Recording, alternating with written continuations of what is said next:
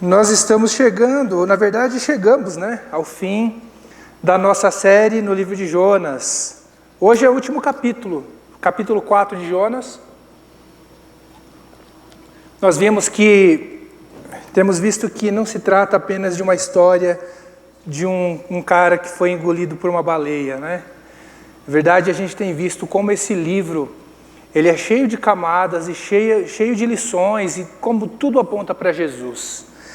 E hoje eu queria começar a nossa reflexão pedindo para que você imagine que uma rodovia está sendo construída. Imagina que uma rodovia, vão abrir uma rodovia, aí precisa cortar todo aquele mato, precisa limpar, precisa asfaltar, e aí no meio do caminho eles encontram um pântano. E quando se encontra um pântano, o que precisa ser feito? Construir uma ponte. Só que para construir uma ponte em cima de um pântano é algo extremamente complexo.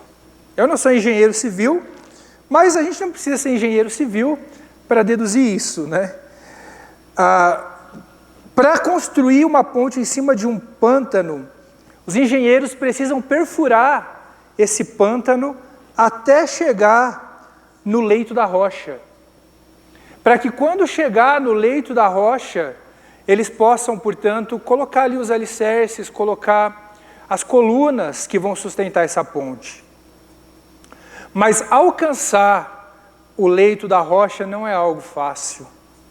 Às vezes leva anos e anos. É possível que às vezes os engenheiros achem que chegaram por fim lá no leito da rocha, mas aí eles percebem que os alicerces começam a se deslocar novamente. Isso significa que eles não atingiram o fundo ainda, que precisam continuar perfurando. Essa é uma metáfora daquilo que está acontecendo no coração do profeta Jonas. E é uma metáfora também daquilo que acontece no nosso próprio coração. Por quanto tempo e até qual profundidade Deus precisa nos levar para que Ele finalmente alcance o leito da rocha e o nosso coração seja verdadeiramente curado? Essa é a questão que nós precisamos refletir nesta noite, e essa é a questão que eu quero que você permaneça em sua mente enquanto nós refletimos sobre o capítulo 4 de Jonas. Ao longo desses 4 domingos, nós vimos que Jonas ele foi chamado por Deus para pregar a Nínive, capital do Império Assírio, um império muito cruel, inimigo de Israel. Mas ele pega um navio e vai para Tarsis, para o outro lado, ele foge de Deus. Durante a viagem, Deus envia uma tempestade sobre o navio, e Jonas pede para que os marinheiros lancem ele ao mar. Aí vem um grande peixe e engole Jonas. No capítulo 2, a gente vê que Jonas está dentro do peixe, e ele faz uma oração de arrependimento. Então o peixe vomita Jonas na praia, e a gente acha que agora está tudo bem, que o coração do profeta agora foi tratado, Afinal de contas, ele se arrependeu. Mas aí a gente chega no capítulo 3, e a gente vê que Jonas ele prega a Nínive, mas ele prega de qualquer jeito. Ele enfatiza apenas a ira de Deus. Mesmo assim, o povo se arrepende e Deus não destrói aquela cidade. E hoje no capítulo 4 a gente vê que, embora Deus tenha salvado Jonas, o coração dele ainda está num processo de santificação, em um processo de cura. Abra comigo, portanto, o livro de Jonas, capítulo 4. São 11 versículos. Jonas, capítulo 4. Diz assim: Isso tudo deixou Jonas aborrecido e muito irado. Então orou ao Senhor: Antes de eu sair de casa, não foi isso que eu disse que tu farias, ó Senhor? Por esse motivo fugi para Tarsis. Eu sabia que és Deus misericordioso e compassivo, lento para se irar e cheio de amor. Estás pronto a voltar atrás e não trazer calamidade. Agora, tira minha vida, Senhor. Para mim, é melhor morrer que viver desse modo. O Senhor respondeu: você acha certo ficar tão irado assim? Então Jonas foi até um lugar a leste de Nínive e construiu um abrigo para sentar-se à sua sombra, enquanto esperava para ver o que aconteceria à cidade. O Senhor Deus fez crescer ali uma planta, que logo espalhou suas folhas grandes sobre a cabeça de Jonas e o protegeu do sol. Isso aliviou o desconforto de Jonas, e ele ficou muito grato pela planta. No dia seguinte, porém, ao amanhecer, Deus também mandou uma lagarta. Ela comeu o talo da planta que secou. Quando o calor do sol se intensificou, Deus mandou um vento leste quente soprar sobre Jonas.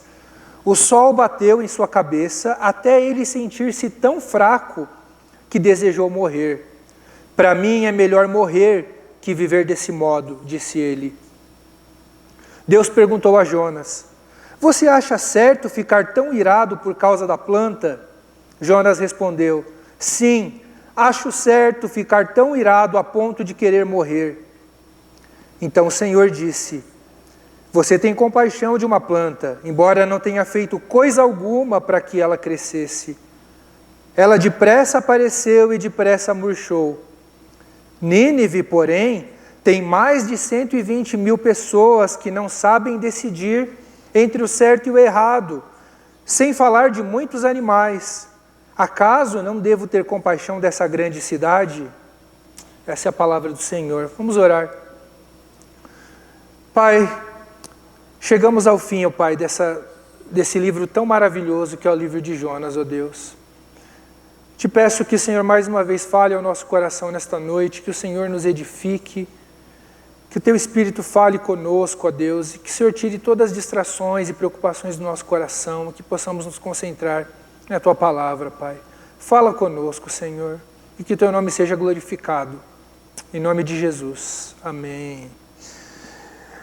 Algumas lições que nós podemos tirar do último capítulo do livro de Jonas. E dessa vez são 5 lições.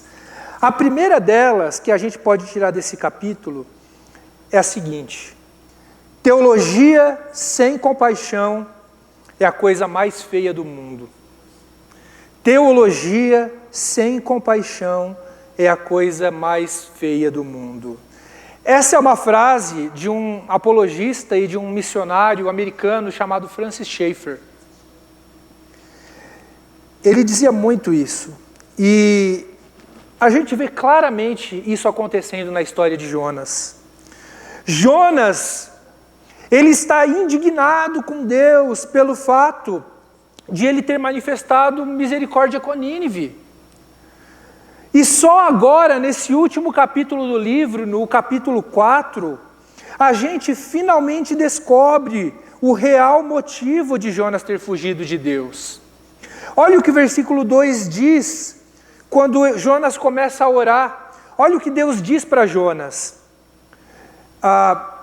Antes de eu sair, ou melhor, não Deus dizendo, mas o que Jonas diz para Deus, né? Então ele diz assim: antes de eu sair de casa, não foi isso que eu disse que tu farias, ó Senhor? Por esse motivo eu fugi para Tarsis. Eu sabia que és um Deus misericordioso e compassivo, lento para se irar e cheio de amor. Estás pronto a voltar atrás e não trazer calamidade. Então olha só, o motivo de Jonas ter fugido de Deus e não ter ido para Nínive é porque ele sabia que Deus é misericordioso e compassivo e lento para se irar. A gente tem a resposta aqui no último capítulo. Jonas, ele está ofendido com a graça de Deus. E agora ele começa a citar a própria Bíblia contra Deus, para se auto-justificar. Essa passagem, essa oração que a gente acabou de ler, que é o versículo 2, na verdade é uma outra citação bíblica do livro de Êxodo. Êxodo 34, versículo 6 diz assim: Senhor, Senhor, Deus compassivo e misericordioso, paciente, cheio de amor e de fidelidade. Esse versículo de Êxodo se refere a um momento em que Deus havia acabado de dar as instruções a Moisés para que ele fizesse 2 tábuas de pedra para receber os 10 mandamentos. E aí Moisés, ele se prostra diante de Deus e diz isso: Senhor, Senhor, Deus compassivo e misericordioso, paciente, cheio de amor e de fidelidade. Mas olha só, Jonas, ele está citando essa passagem bíblica para Deus, jogando na cara de Deus que ele não se importa em punir o mal, em punir o pecado. Jonas, ele está revoltado que Deus é excessivamente bom. Nínive é perversa, é cruel, mas Deus só se importa em manifestar a sua graça e a sua misericórdia para esse povo. Só que o problema é que Jonas, ele não cita o versículo seguinte de Êxodo. Ele só cita aquilo que é conveniente para ele. Veja o que diz a passagem toda. Êxodo 34, versículos 6 e 7, diz assim: Senhor, Senhor, Deus compassivo e misericordioso, paciente, cheio de amor e de fidelidade. Agora olha só. Que mantém o seu amor a milhares e perdoa a maldade, a rebelião e o pecado. Contudo, não deixa de punir o culpado. Castiga os filhos e os netos pelo pecado de seus pais até a 3ª e a 4ª gerações. Vocês percebem a profundidade do problema que está acontecendo no coração de Jonas? Jonas está ressentido com Deus e ele começa a citar passagens bíblicas que são convenientes para ele, que se encaixam no seu sistema teológico. Ele está usando a palavra de Deus contra o próprio Deus. Será que isso lembra você de alguma outra história na Bíblia? Quem fez isso no Novo Testamento? Foi Satanás. Satanás faz exatamente isso com Jesus no deserto. Satanás usa passagens bíblicas que são convenientes para tentar Jesus. É verdade que Deus é compassivo, que Ele é misericordioso, que Ele é paciente, que Ele é cheio de amor, de fidelidade, mas é verdade também que Deus é justo, que Ele não vai deixar o mal impune. Jonas, ele não quer saber disso. Ele só pega uma parte do caráter de Deus e cria uma teologia em cima disso. Ele não está representando Deus em sua totalidade. E sabe qual que é o nome que a Bíblia dá para isso? Idolatria. Jonas criou um Deus diferente no seu coração.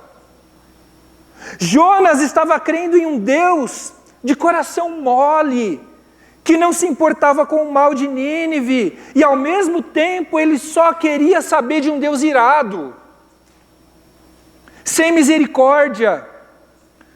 Faltava compaixão no coração de Jonas, e Deus sabia muito bem disso. Por isso que Jonas passa por essa jornada. É por isso que Deus faz Jonas passar por todos esses testes para trabalhar o coração dele, para tentar chegar no leito da rocha do coração dele. Meus irmãos, essa história, a gente tira uma lição muito valiosa, uma aplicação muito valiosa a partir disso. Porque isso significa que fazer teologia com ressentimento, com rancor e também com falta de compaixão é muito perigoso. A gente vive dias um momento em nossa cultura em que pessoas ao redor do mundo estão ressentidas, estão rancorosas com a igreja, com os cristãos e até com Deus. E na maioria das vezes, eu diria, ou até muitas vezes, são motivos legítimos, justificáveis. São homens e mulheres que sofreram abusos físicos, espirituais por parte da igreja.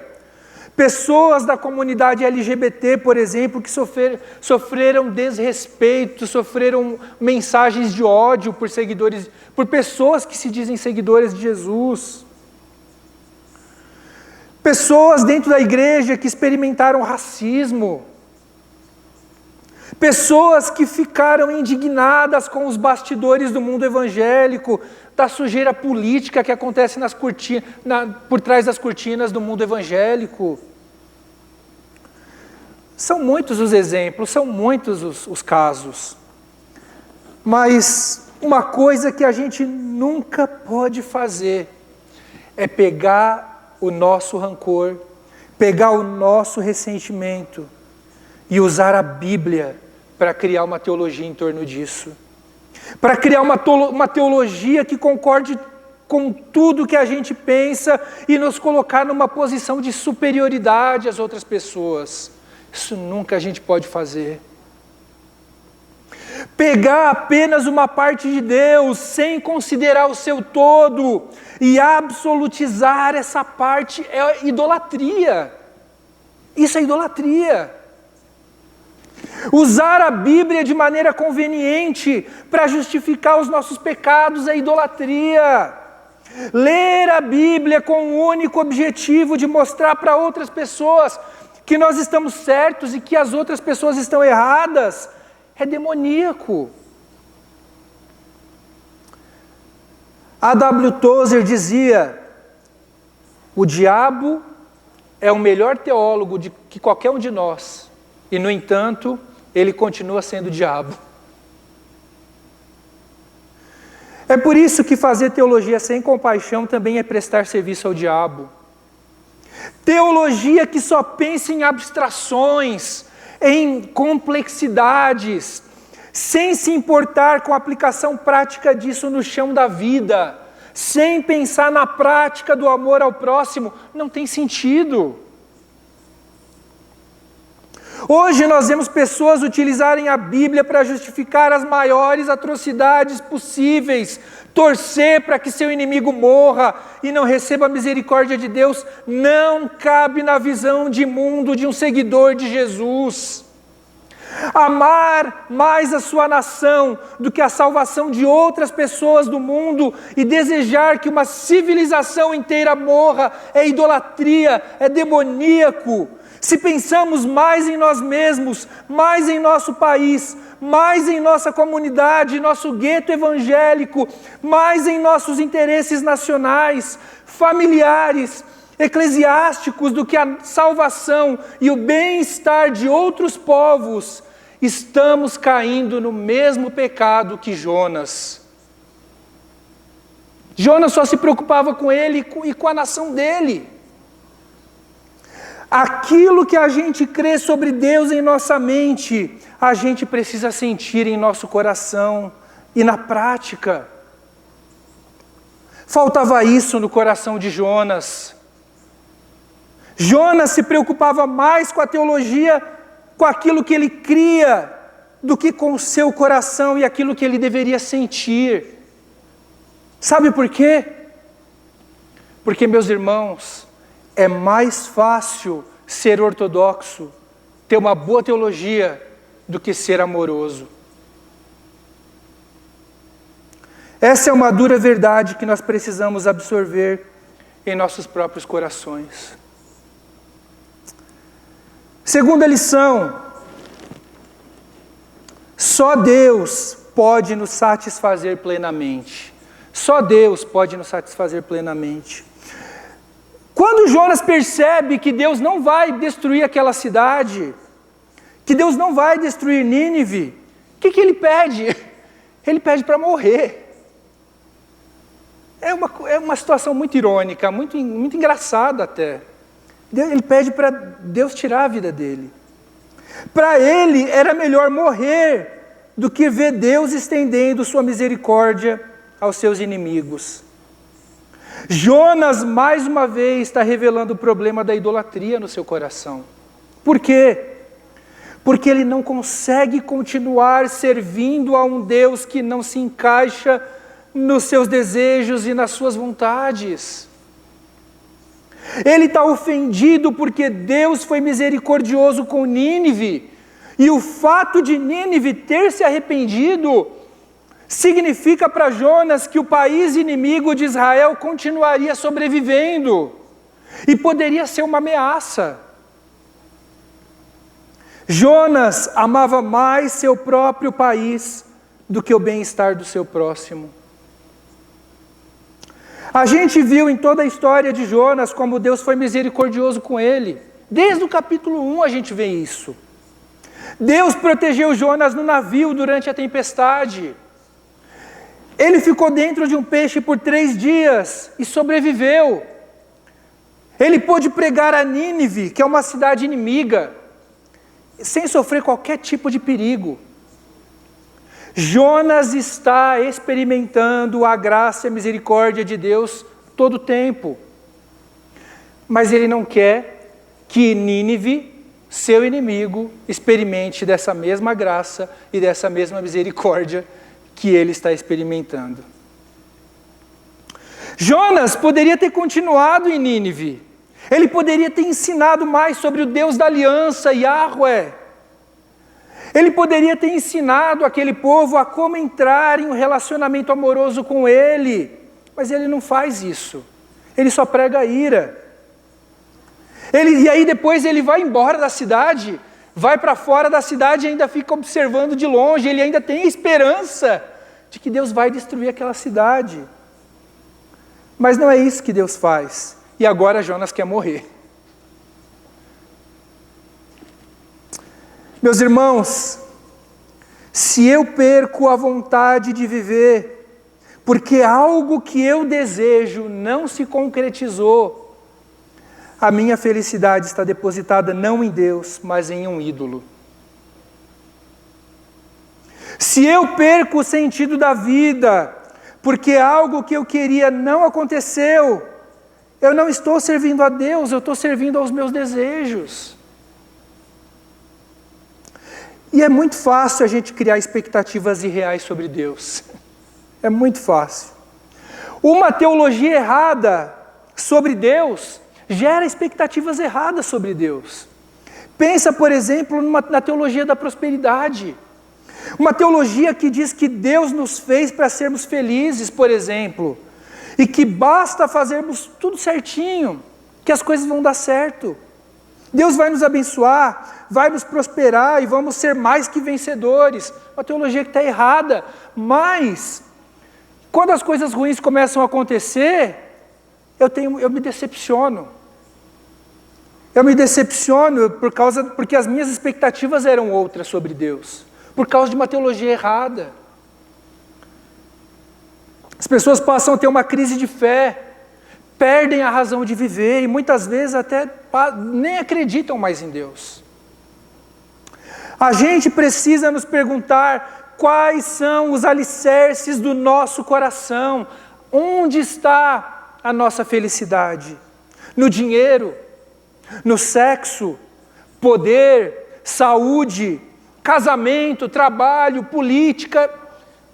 São N coisas, muitas coisas tomam os nossos corações.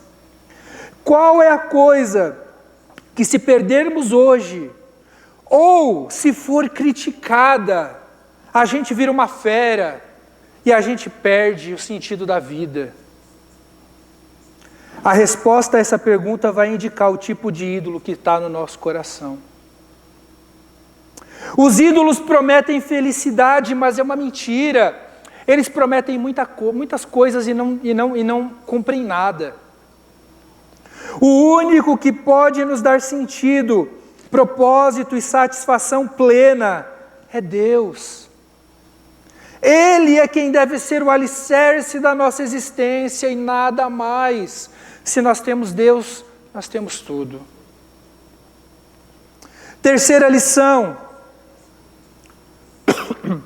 seguir a Jesus não é se sentir superior às outras pessoas. Seguir a Jesus não é se sentir superior às outras pessoas. Veja, toda essa indignação de Jonas com Deus ainda revela um outro problema no coração de Jonas. Sabe qual é? A religiosidade. Jonas se acha superior aos pagãos. Ele se acha superior àquelas pessoas que não acreditam no mesmo Deus que ele. Embora Jonas tenha feito uma oração de arrependimento dentro do peixe, no capítulo 2, a gente percebe na sua oração que ele já ficava se auto-justificando. Por quê? Ele diz que os pagãos adoram ídolos, que ele precisava de misericórdia, mas não no mesmo nível que os pagãos. Isso lembra muito uma parábola que Jesus contou, que é a parábola do fariseu e do coletor de impostos. Vocês se lembram dessa parábola? Na parábola nós vemos que o fariseu, ele se orgulhava das suas práticas religiosas, de não ser como os outros pecadores e nem de ser como esse coletor de impostos que estava perto dele. E do outro lado nós vemos que o coletor de impostos, ele se humilhava e dizia que ele era um pecador. Existe no coração de Jonas um sentimento excessivo de orgulho nacional, pelo fato de Deus ter um plano para Israel. E por isso ele não se preocupava com as outras nações. Jonas se ofende com a graça e misericórdia de Deus, assim como o irmão mais velho se ofendeu com o pai, na parábola do filho pródigo. Vocês se lembram também dessa parábola? O irmão mais velho ficou indignado com seu pai por ter recebido o irmão mais novo com festa, depois de ele ter vivido uma vida cheia de pecados. O irmão mais velho achava que tinha mais direitos, pelo fato de sempre ter feito tudo certinho. Jonas também achava que só porque ele cumpria os ritos da religião, e porque fazia parte da nação escolhida por Deus, era injusto que os povos pagãos e pecadores se beneficiassem da graça de Deus. Mas, meus irmãos, o amor de Deus não funciona desse jeito. A gente não é porteiro do céu. Quem somos nós para estipular quem merece a graça e a misericórdia de Deus? A graça e a misericórdia de Deus são abundantes e Ele as usa como Ele quiser. Se a gente sondar o nosso coração, será que as nossas motivações, elas não são muitas vezes tão sombrias quanto as motivações de Jonas? Será que muitas vezes não achamos que somos mais queridos por Deus do que outras pessoas? Será que não guardamos rancor e ressentimento contra Deus por causa de seu amor pelos nossos inimigos? Será que os nossos corações estão tão centrados em nós mesmos, em nossa justiça própria, que não conseguimos nos abrir para o amor incondicional de Deus? A gente tem que se lembrar que nós mesmos éramos inimigos de Deus, e mesmo assim Ele nos amou. E Ele nos amou tanto que enviou o seu próprio Filho para nos salvar. A gente não merecia misericórdia, mas a gente foi alcançado por ela. Quarta lição: a salvação é um processo. A salvação é um processo. A história de Jonas sendo engolido por um grande peixe e sendo vomitado, 3 dias depois, na verdade é uma história que representa a morte e ressurreição. Tanto é que Jesus usa essa história de Jonas para aplicar a ele mesmo, o sinal de Jonas. A descida de Jonas ao fundo do mar simboliza sua descida ao Sheol, que é o mundo dos mortos. Quando Jonas faz aquela oração de arrependimento dentro do peixe, ele é salvo, e de fato, ele é salvo. Quando ele é vomitado na praia, isso simboliza o novo nascimento de Jonas. É a regeneração de Jonas. Essa história basicamente está representando o processo de salvação que Deus faz em nós. Porém, embora Jonas tenha se arrependido dentro do peixe, isso não significa que as coisas ficaram perfeitas. O caráter dele não ficou perfeito. A gente vê no resto da história como ele ainda era egoísta, como ele era orgulhoso. A gente está vendo isso hoje ainda no capítulo 4. Isso significa, meus irmãos, que quando a gente se converte, quando a gente se torna seguidor de Jesus, a gente não deixa de pecar. Nosso coração ainda precisa ser trabalhado por Deus. Paulo diz isso claramente em Filipenses 1. Lá em Filipenses 1, o apóstolo Paulo diz que aquele que começou a boa obra em nós, há de completá-la até o dia de Cristo Jesus. Isso é o processo de santificação, e ele dura a vida toda. A vida cristã, ela não é como se fosse um carimbo, né? Salvo, pronto, acabou. A vida cristã, na verdade, é como uma pintura inacabada. E o grande pintor está trabalhando no quadro da nossa vida, mas ele vai concluir essa pintura. Esse quadro vai ser terminado. Portanto, ser cristão não é ser perfeito, mas é buscar a perfeição. Esse é o processo de santificação, e é isso que nós vemos na história de Jonas. Jonas foi salvo por Deus, mas o coração dele ainda era pecador. O coração dele precisava ser trabalhado. Deus ainda precisa alcançar o leito da rocha no coração de Jonas. Quinta lição: a justiça e a misericórdia de Deus são manifestadas em Jesus. A justiça e a misericórdia de Deus são manifestadas em Jesus. Como a gente já viu, meus irmãos, Jonas, ele estava lidando com um problema teológico no coração dele. Qual era o problema teológico que Jonas tinha no coração dele? Ele estava com uma dificuldade. Sabe qual era? Como Deus pode ser justo e misericordioso ao mesmo tempo? Como Deus pode ser justo e misericordioso ao mesmo tempo? Se Deus se importa com o mal de Nínive, ele precisa punir Nínive. Senão ele não é bom. E se ele é misericordioso, ele também não deve punir. Como a gente concilia essas duas coisas? Em primeiro lugar, a gente vê que Deus é justo e misericordioso na própria vida de Jonas. Deus é paciente e amoroso com o coração rebelde de Jonas o tempo todo. Mas também Deus não deixa que o coração de Jonas permaneça rebelde. Ele envia uma tempestade, ele envia um grande peixe, e depois envia até uma lagarta para tratar com o coração de Jonas. Mas o maior exemplo da justiça e da misericórdia de Deus está em Jesus Cristo. Jesus é a personificação da justiça e da misericórdia de Deus. Veja, Jesus sofreu a punição pelos nossos pecados e ao mesmo tempo mostrou o amor de Deus ao não nos punir.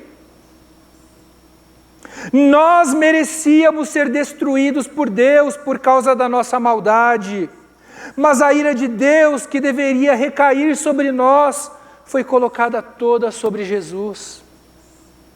Ele morreu em nosso lugar para que não precisássemos enfrentar essa ira de Deus. Deus nos amou tanto que Ele enviou o Seu Filho para enfrentar a punição e não nós. É assim que a gente concilia a justiça e a misericórdia de Deus. O coração de Deus é compassivo e Ele não tem prazer na morte do ímpio. Ele quer que todos se convertam. Mas isso só é alcançado por meio de Jesus. E a gente vê claramente esse coração compassivo de Deus no capítulo 4 aqui de Jonas. Jonas fica irado por causa de uma planta que morreu e que estava proporcionando sombra para ele durante o calor.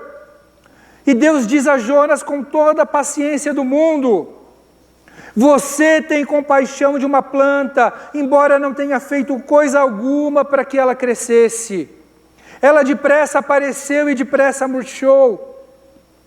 Nínive, porém, tem mais de 120.000 pessoas que não sabem decidir entre o certo e o errado. Sem falar de muitos animais, acaso não devo ter compaixão dessa grande cidade? Deus usa uma linguagem de compaixão com Nínive. É um povo que não consegue distinguir entre o certo e o errado. Algumas traduções bíblicas dizem que é um povo que não sabe distinguir entre a mão direita e a mão esquerda. É um povo ignorante. E esse povo que não tem noção de certo e de errado, mesmo assim, Deus ama essas pessoas e quer salvá-las.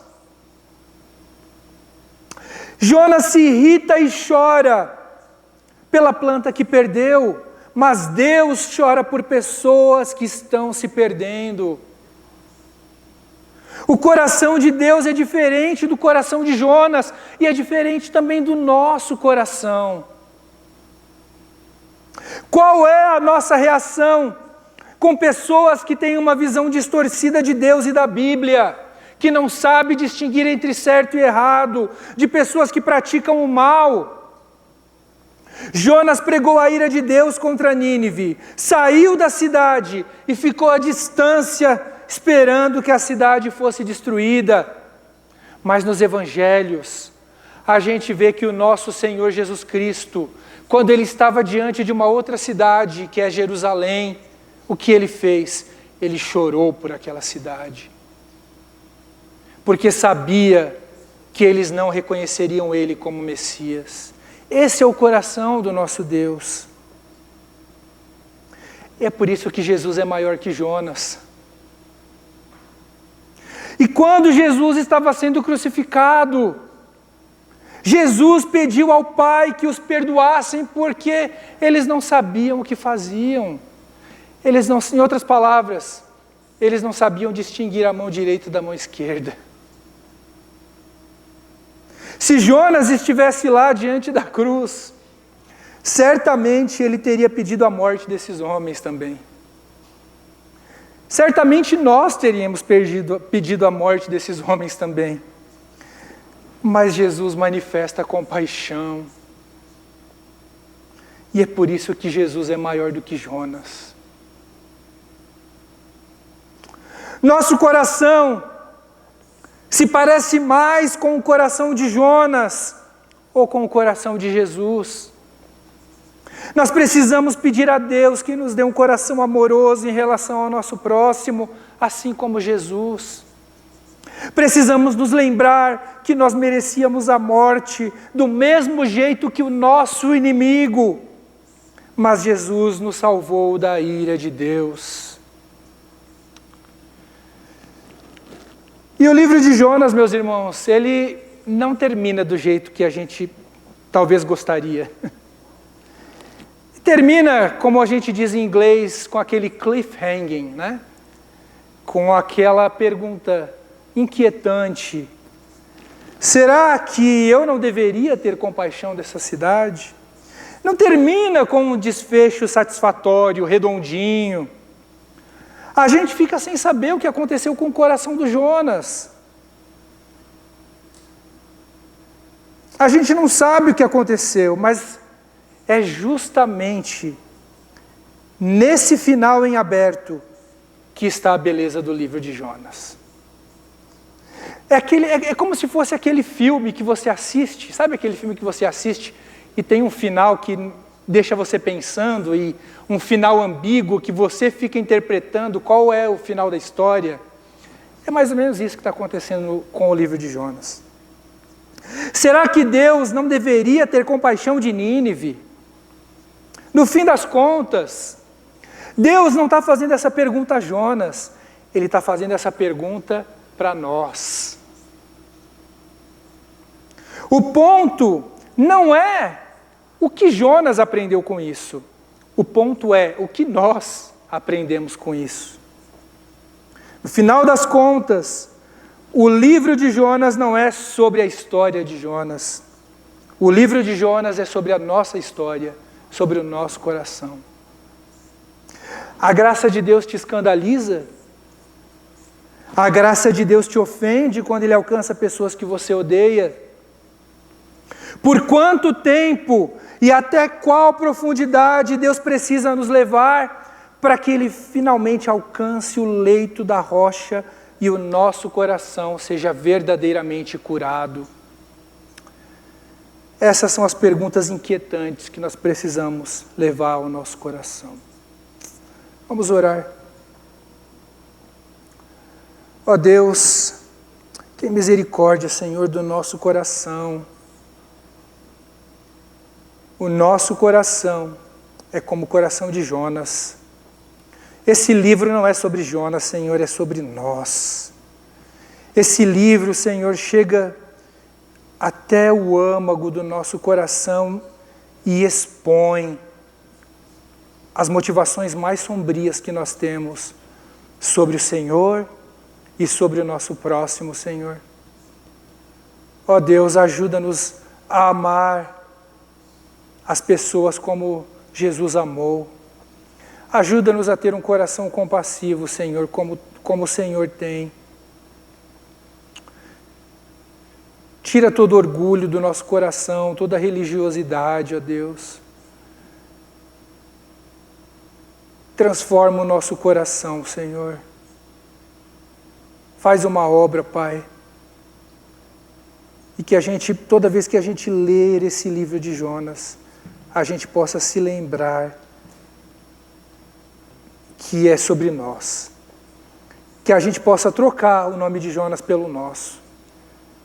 Porque é muito fácil a gente olhar para essa história e achar que a gente não faria a mesma coisa, quando na verdade a gente faz isso todo dia, Senhor. Ó Pai, tem misericórdia, Senhor. Tem misericórdia do nosso pecado. Assim nós oramos, em nome de Jesus. Amém.